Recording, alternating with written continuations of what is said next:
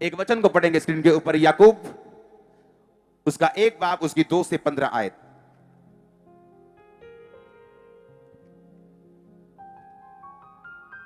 सब पढ़ेंगे मेरे साथ 3 पर, 1 2 3। हे मेरे भाइयों, जब तुम नाना प्रकार की परीक्षाओं में पढ़ो तो इसको पूरे आनंद की बात समझो, ये जानकर कि तुम्हारे विश्वास के परखे जाने से धीरज उत्पन्न होता है। पर धीरज को अपना पूरा काम करने दो कि तुम पूरे और सिद्ध हो जाओ और तुम में किसी बात की घटी ना रहे। यदि तुम में से किसी को बुद्धि की घटी हो तो परमेश्वर से मांगे, जो बिना उलाहना दिए सबको उदारता से देता है, और उसको दी जाएगी।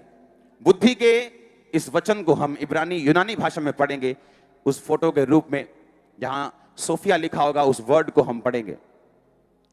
इसको हटा लो नीचे वाले को। बुद्धि का मतलब है सोफिया, मतलब विजडम, हायर और लोअर, वर्ल्डली और स्पिरिचुअल। परमेश्वर कह रहा है कि जब तुम किसी परीक्षा में पढ़ो तो इसको क्या समझो, क्या समझो। पर आज तो परीक्षा जो है वो दुख की बात समझी जाती है। आज अगर यीशु मसीह के नाम के कारण आपको कुछ कोई हो जाए, कोई आपके लिए गलत बोल दे, कोई आपके बारे में झूठ बोल दे, आप दुखी हो जाते हो। पर परमेश्वर का वचन क्या कहते हैं, क्या कहता है वचन, क्या समझना है। पहले 2 आयत को पढ़ेंगे, क्या समझना है। कहता आनंद की बात समझो, तुम्हारे विश्वास के परखे जाने से धीरज उत्पन्न होता है और धीरज को अपना पूरा काम करने दो।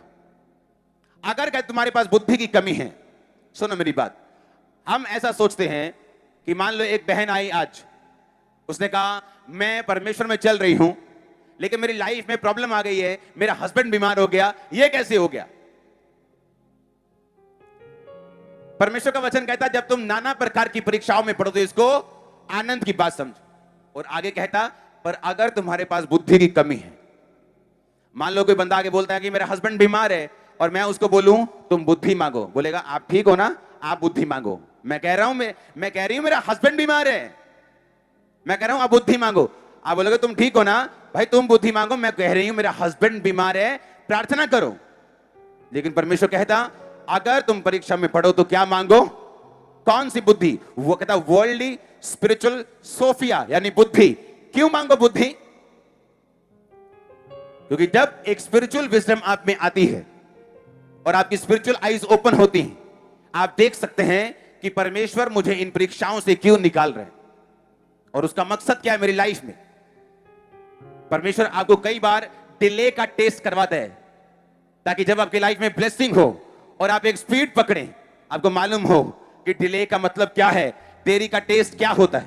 वो आपको निराशा का टेस्ट करवाता है ताकि जब आपको टॉप पर लेके जाए और आप ब्लेस हो, आपको मालूम हो निराशा किसे कहते हैं। उसने कहा जब तुम नाना प्रकार की परीक्षाओं में पढ़ो, इसको आनंद की बात समझो, इसको रोने की बात मत समझो, इसको निराशा होने की बात मत समझो, दुखी मत हो, आनंद मनाओ, आनंद मनाओ। उसने कहा हालेलुया।